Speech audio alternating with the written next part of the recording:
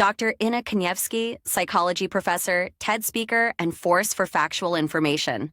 She also has a social media following most influencers would love. But is she an influencer? This is part one of a special two-part conversation with Dr. Inna covering her own ADHD, social media, and what psychology actually does say.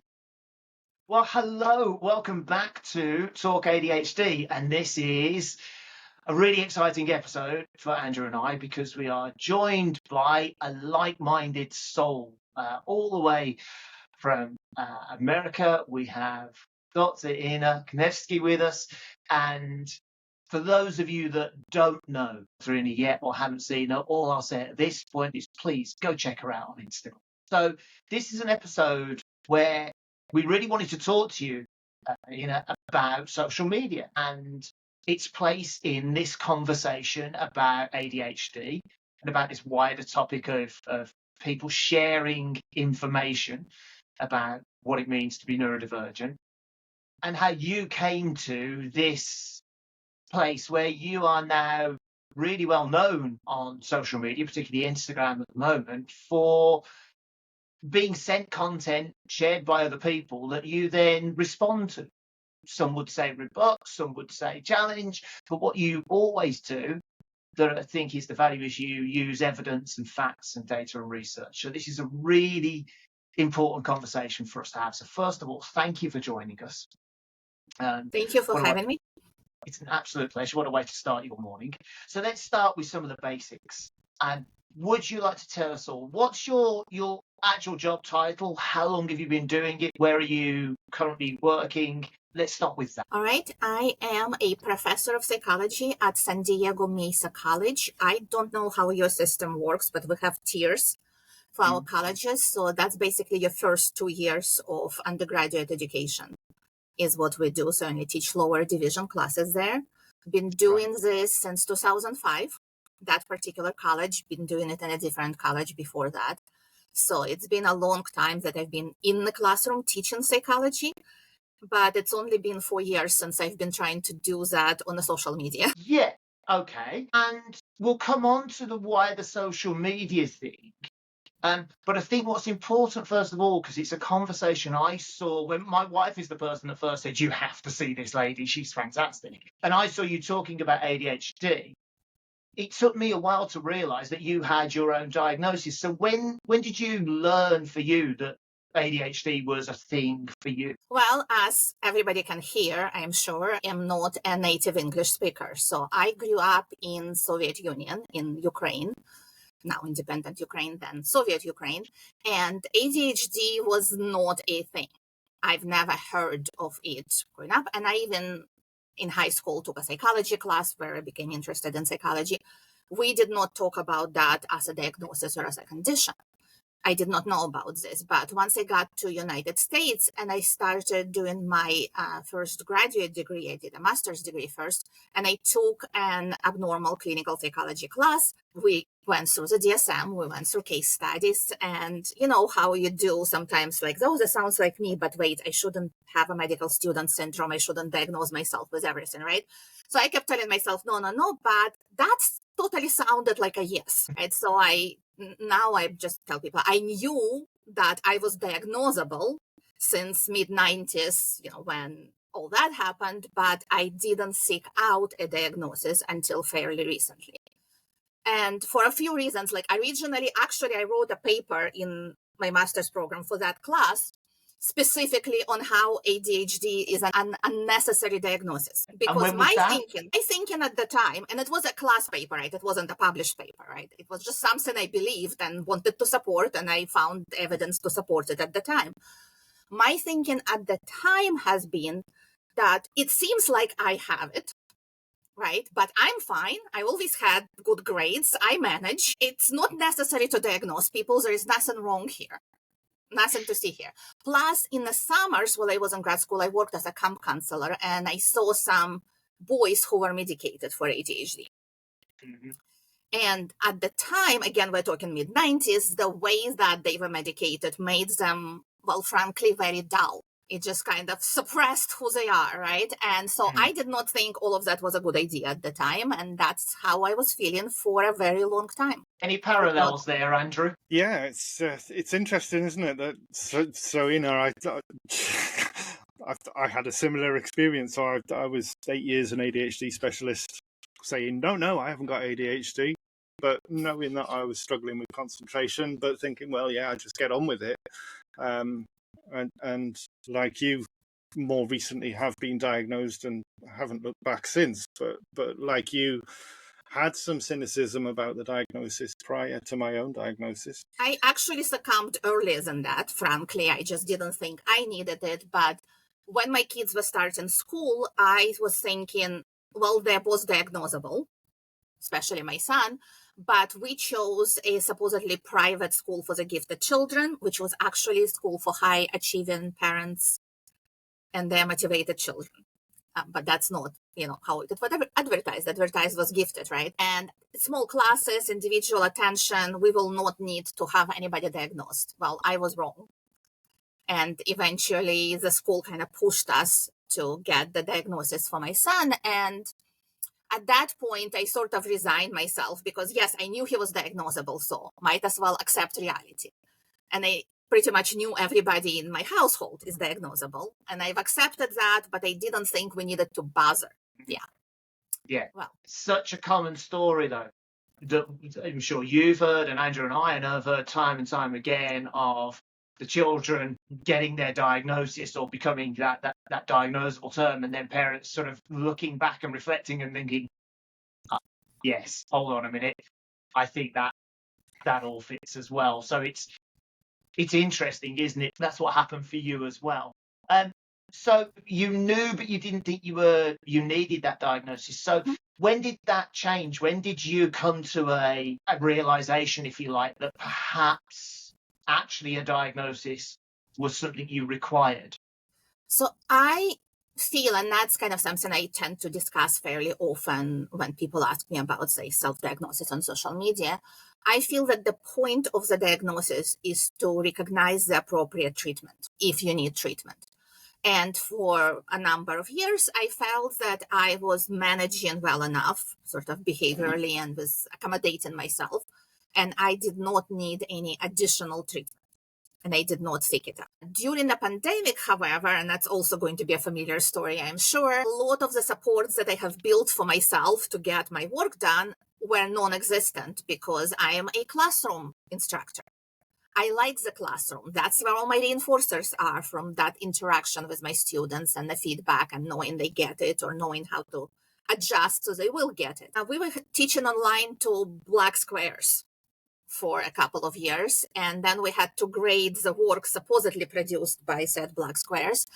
And it just was very hard to motivate myself to do that. I was always notorious in my department for being very last minute on everything possible and for being allergic to forms and paperwork where nothing would ever turn in. And then during that time, I just couldn't handle it. Sitting right here where I'm sitting, this is my little setup for Zoom teachings that we are looking at right now. My screen cover in my bedroom, all of that. I just couldn't function. And I thought I actually need to accept reality here. I need to get help with this because I cannot drag myself by any kind of behavior accommodations in these circumstances to actually concentrate and to actually get my work done, because none of my reminders, none of my colleagues, students, none of that was there. So that was it.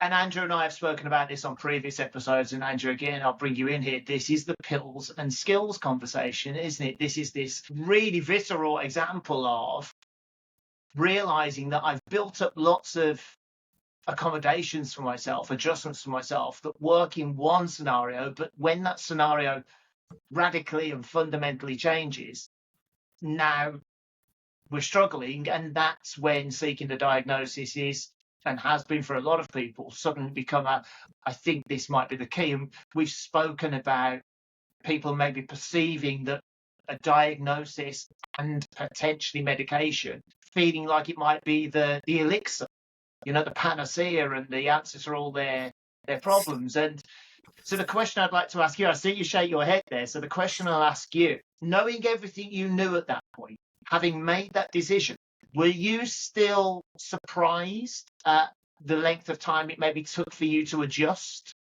from getting that formal diagnosis, starting medication, to maybe being on the right dose?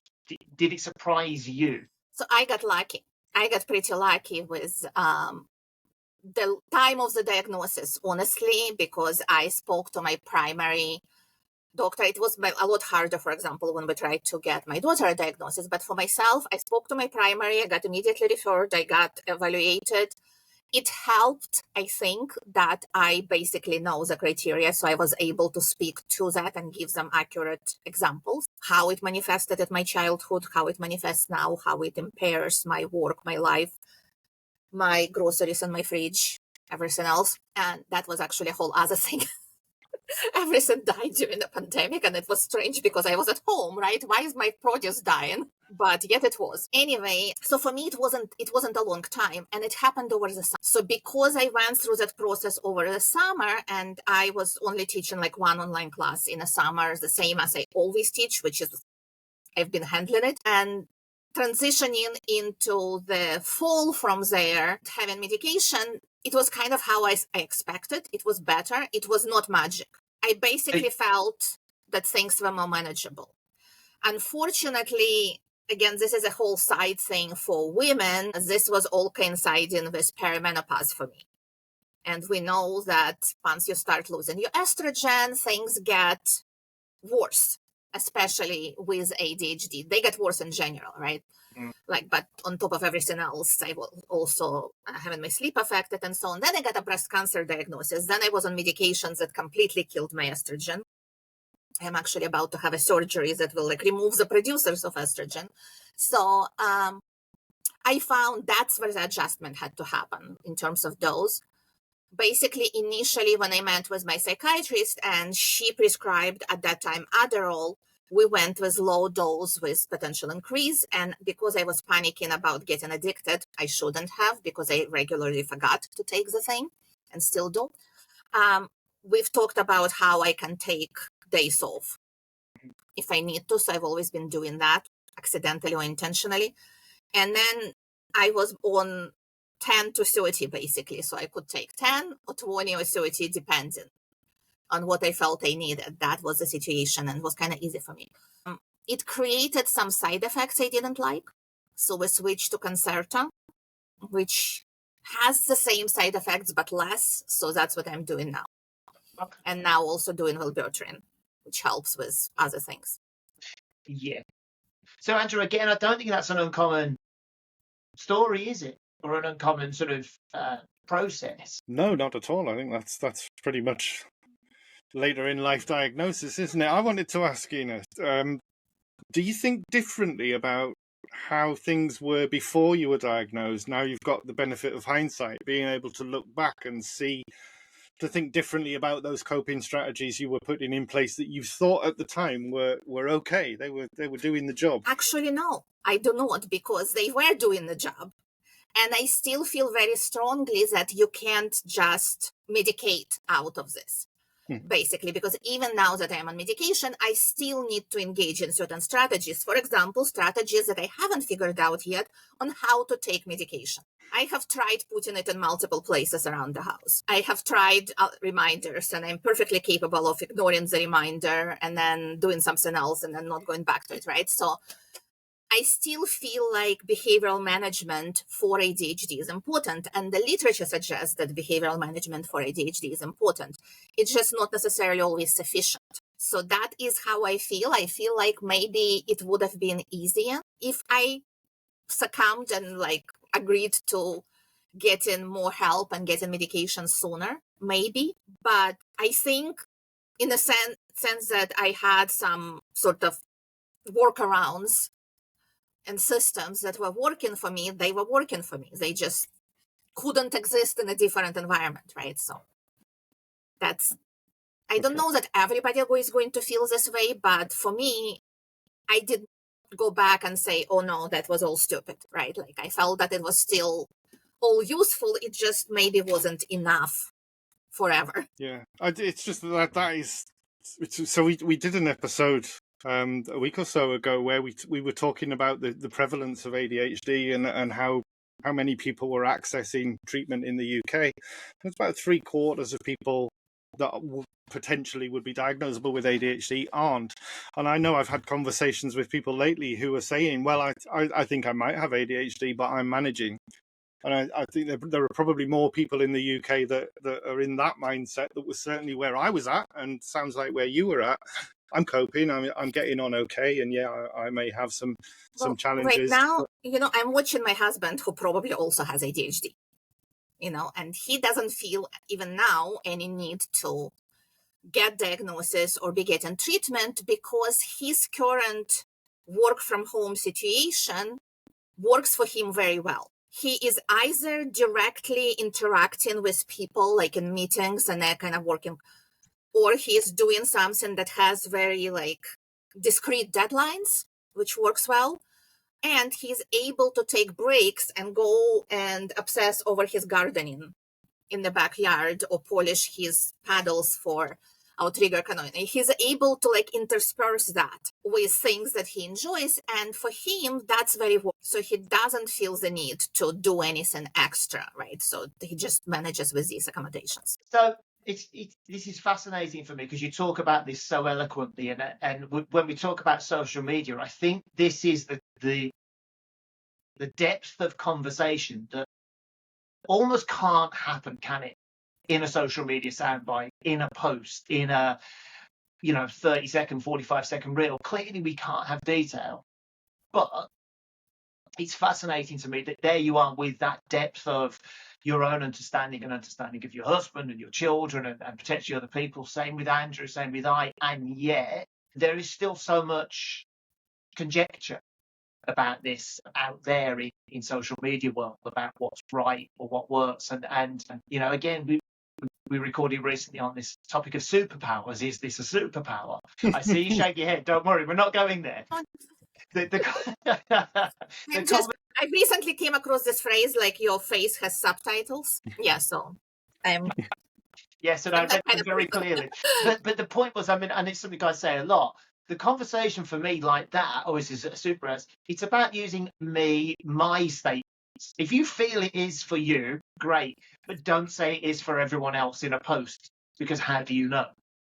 You can't project that, and it's not based in fact, is it? It's not based in research, which I suppose neatly segues onto this thing. You're like millions of people now globally who during the pandemic came to this realization that you needed a diagnosis and that it would be useful. Did you also, given that you are a professional and that you know research, you know information, did you start for yourself looking on social media then at what was being said about ADHD? I'm curious as how did the whole Dr. Inna social media personality thing really start? That started also because of the pandemic, because it was expected that we were going to make videos for online classes now, which I have not done before because I can't talk to myself. I need people, even if people are virtual, right? But I need to kind of know that they're there, which on Zoom with black squares where students wouldn't show their face, I did not even know they were there.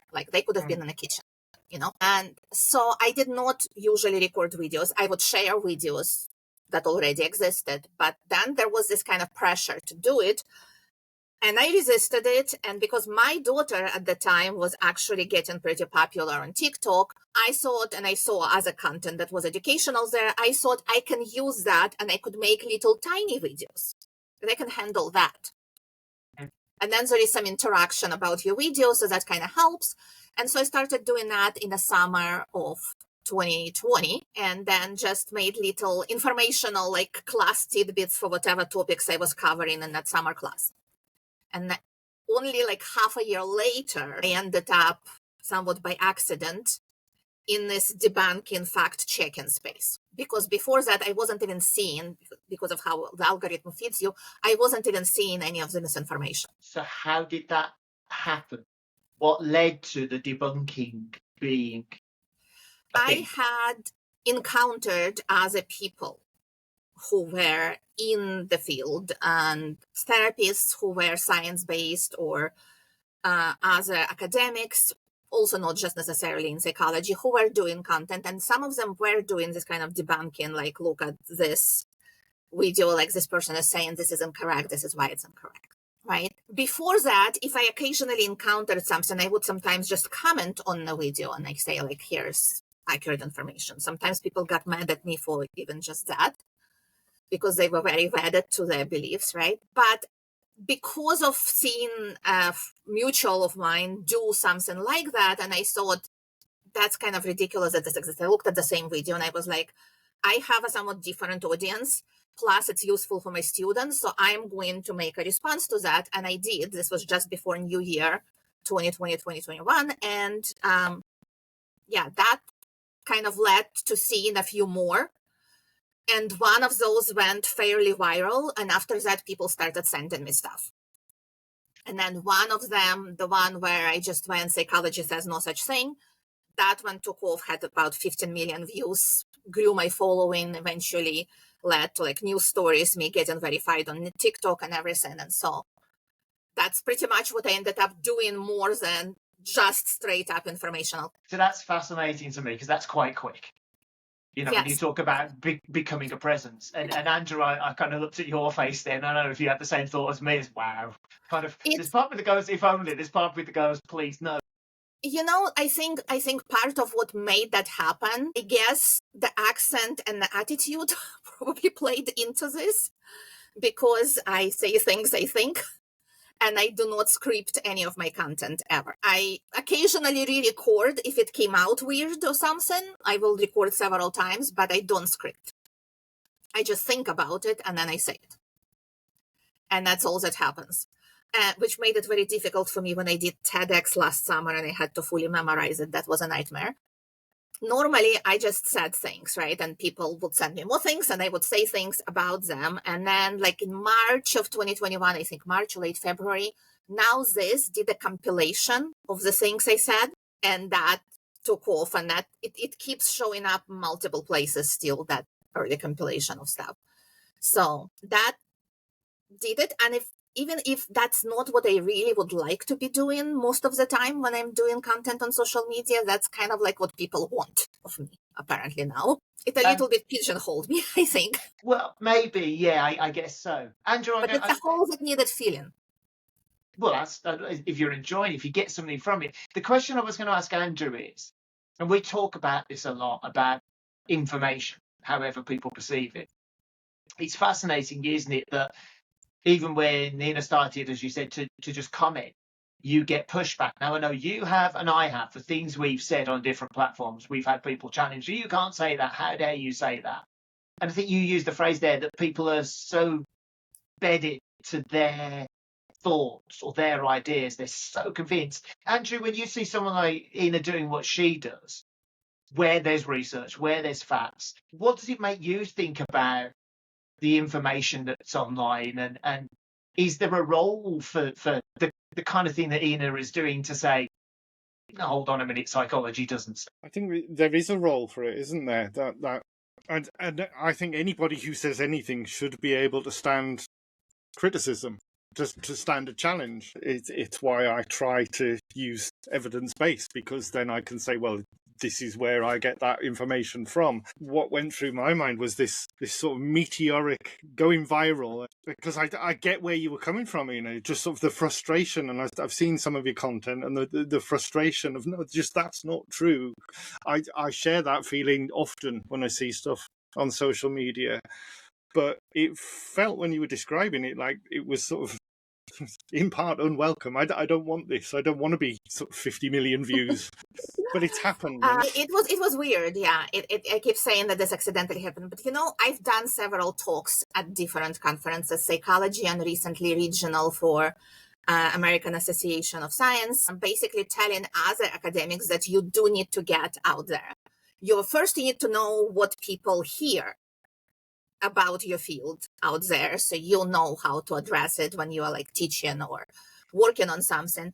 And second, it is helpful to have the actual facts out there, because people are certainly entitled to their opinions, but people are not entitled to their own facts. And you can't just make it up or you can't just like see something somewhere without evidence and keep repeating it and propagating it. And that's what it does. It keeps propagating itself, right? People are basically copying each other's text in all of these popular psychology facts, or my therapist said, or psychology says kinds of videos. However, I will also say that last year a paper came out, and I can't give you citation of hand, you're welcome to look it up, that looked into specifically debunking of misinformation on social media with or without specific tie to the original video. And they've used one of mine, not about mental health. It was about left brain and right brain. And like, if you look at this picture and you see it this way, you are this. And if you look at this picture, see it that way, you are that.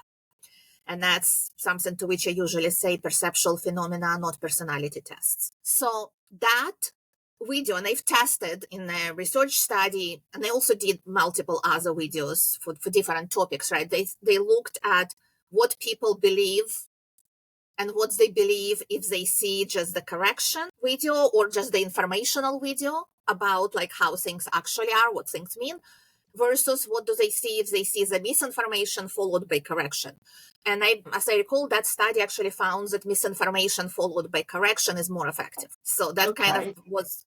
Now, again, this is one study and we want replication and so on, but I thought this was kind of validating what I do, because that is also what my argument has always been. I cannot just give people information if the piece of misinformation is a lot more seen and a lot more popular, and I'm not connecting accuracy to inaccuracy, basically. I feel there is value in that connection helps people next time they see them. Hi folks, it's Matt. Sorry to butt in, but I'll be really quick. It would really help us if you could take a minute to do a few things to help this podcast reach more people. Wherever you're listening, if you could like it, assuming that you do, if you could subscribe wherever you're choosing to listen to this or watch it, and if you could jump onto the YouTube link and leave a comment about the episode that you've just listened to, Andrew and I would really appreciate it, because that all really helps this podcast reach more people. For now, I'll stop waffling on and we'll get back to misinformation. I think you're right. And, you know, it's the heart of why Andrew and I started this podcast, isn't it, Andrew? In our way to sort of do a topic by topic, week by week discussion about, okay, this is the things that we are seeing, that we run a small WhatsApp community. 100 people, and we say to them, well, what are you hearing? And they tell us what they want to discuss. And for us, it's about, okay, again, we said these people are up, it's fine to have their opinion, but if we can use this as a platform to present facts, I think there's validity in that. But here's a question for both of you, because you are the academics, you're the professionals, you know, I'm just a professional mouthpiece. Right? I try and research, but I'm not you. There is a question in social media at the moment, and I wonder if there is an issue in the speed at which evidence that comes from research, whether it's academic or clinical, the speed at which that becomes mainstream versus the speed at which opinion can be shared and reshared on social media. I'm wondering if that is what's causing the bigger issue at the moment. Does that make sense? Yes, I think it's a little bit more complicated than that, honestly. It's not just about the speed. It's about, because we see in recent years, there has been literally like since 2021, there had been multiple papers that came out also addressing, in fact, online misinformation, right? There was this paper I just described that literally came out within a year of me making the videos that they used, right? So it can be fairly fast. Not as fast as the spread of misinformation, for sure. I think it's more of what I'm seeing, and I don't know, Andrew, you might be seeing that too. It's a matter of trust, because we want people to trust research and to say, this is, if you want to generalize, this is what you need to do if you don't want to just talk about your own thing. And then there is this sentiment that has spread kind of like wildfire through sort of psychology-related or neurodivergency-related spaces online, that people affected by a specific condition knows a condition better than people who study this condition, which also has a built-in assumption that people who study this condition do not have the condition. Because one of the common pushbacks that I get, well, how dare you, you stupid neurotypical. So there is that. I even got myself a neurodivergency dress. I don't know if you know. These are I did notice, yeah. Signs, so I can be subtle hints that no, I am not. Andrew, what's your thought on that? I think social media it's we're doing it now. We're creating content. It's quite simple to make content, and it's quite simple to create something that engages people. And sometimes it's easy to make content that is incorrect but is engaging. And I think that sometimes that sort of stuff does get traction because it's seductive. That just makes so much sense, even though it's not correct. It feels right to people because it's there.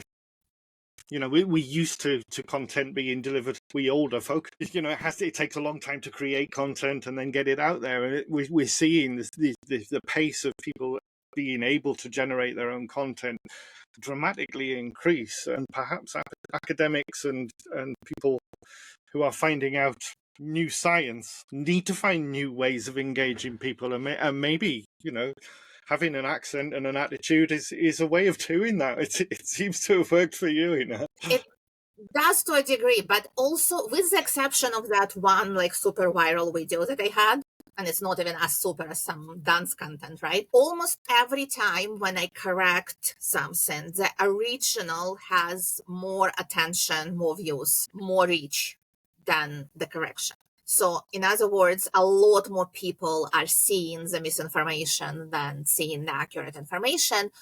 And the reason for this is this, I almost think of it as a curse for accuracy and knowledge. Relatability. Well, this is relatable content. I relate. Me too. Now I see that that's what it means. Does this mean that I am X? Does this mean that I am Y? I put this many fingers down. What does this mean for me? And once you start having these interactions, right, it pushes that same content to more people who had previously similar interactions. And so they are now locked in this feedback loop, right? They're liking it, so they're seeing more of it and they're liking more of it, and it keeps reinforcing these beliefs. That's whole, dinosaur hand thing going around and amplifying and attaching additional conditions to it in every iteration. It just, because somebody in the comments said that that's like them and they're this and therefore, and that somebody else in the content said, but I do this and I'm not that. That doesn't mean anything because everybody else tells them, well, maybe you should get diagnosed. Right? Yeah. So it's kind of, it's a little bit of being a Sisyphus, you're pushing that rock and it keeps falling down the mountain and you have to push it again because it's over and over and over because we can't control the algorithm. I know, sorry, did not mean to be such a downer. No, it's a really good point, and I do like that analogy. The question that came to mind is there was a report about 2 or 3 weeks ago in the UK.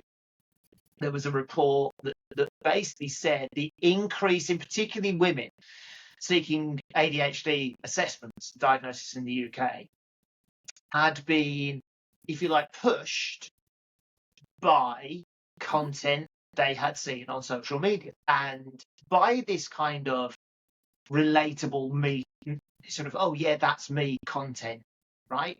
Now, what you're saying there makes sense to that, doesn't it? It speaks to that when people are at the start of their, I wonder if this is me, seeing things that grab your attention and then seeing more of it can be a reinforcer.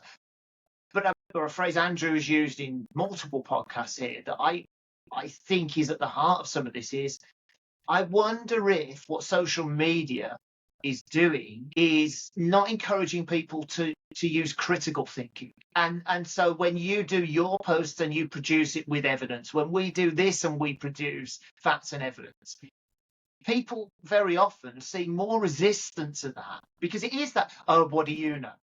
I've been told I cannot possibly comment on everyone, which I never claim to, but, I've had, for example, younger women, 20-something women say, how dare you? You can't talk about what it's like because you're a pale male, stale, middle-aged guy. What do you know? I'm Well, like, I'm well, a bitter old hag, so what do I know? Because right. that happens to me a lot. I even got myself a t-shirt that says that with a very I'm colorful picture on it.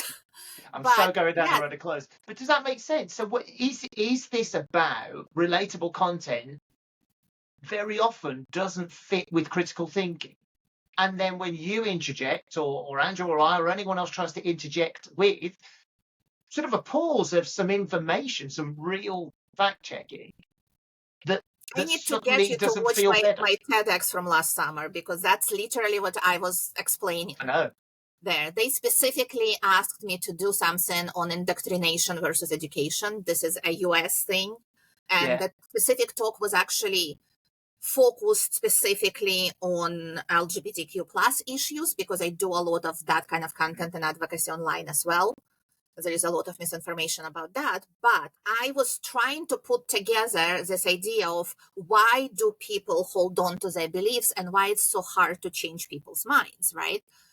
And so there are several things in play for me. And again, that kind of is my background. And because I teach psychology, right? I've taught developmental, I teach general psychology, I teach research methods, I teach behavior modification. So putting all of this together for me, there are several factors in play. One is people like being right, people don't like being wrong, right? Being right generally works as a reinforcer. So if you do something and you're right, you're told you're right, you're validated in that, right? That feels good. That makes us feel good. That activates all of our dopamine pathways there, right? And when you're told that you've been wrong, that does not feel good. So we tend to avoid being wrong and avoid being told that we are wrong. And so to accept that you have been wrong, right, when you've previously believed yourself right, that is hard.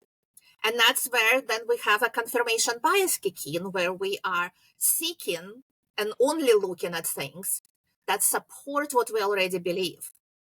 And we don't let contradictory information challenge that belief, because that's uncomfortable, because that gives us cognitive dissonance. And cognitive dissonance, as we know from a lot of research, that there is physical discomfort from it almost, right? People feel it, like you can't like think fast when you are in a cognitive dissonance situation. Like that's in studies with Stroop effect and so on.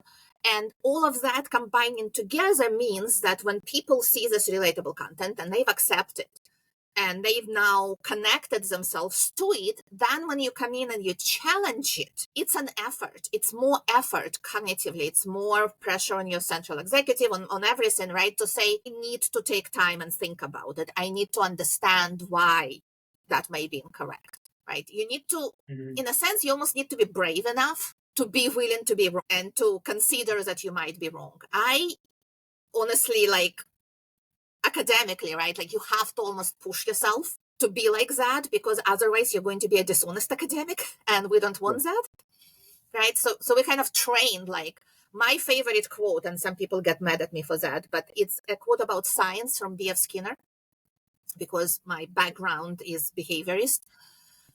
Skinner has said science is a willingness to accept facts even when they are opposed to wishes. So that, like, when we really want something to be true, we are very invested in it, we're very connected to it, we believed it for a while, and then we get evidence that it's not true, well, we have to be willing to accept. And not everybody is prepared. I'm not saying that people are not capable, it's just they're not prepared to do it, right? Sometimes it takes a while. I honestly get comments and DMs from people years later that tell me that they've stuck with me. Like they didn't like what I was saying, but they stuck with it. And now they've changed their mind, or they've learned something, or they understood something. And they keep like following, so that it keeps them in check, right? Before they get carried away into something. So I know it has an impact. I just know that it doesn't have, enough impact. Maybe more of us need to be doing it. So it's awesome that you guys do it. Really hope you enjoyed part one of that conversation with Dr. Inna Kanevsky, and join us again for part two, which will be out next Thursday, 11 a.m. on all of your favorite podcast platforms. And if you did enjoy this, please do share it with your friends, like the podcast, subscribe to our YouTube channel, Because just like Dr. Inna, the more people we can help get factual information to about ADHD and neurodivergence, the better. We'll see you again next week.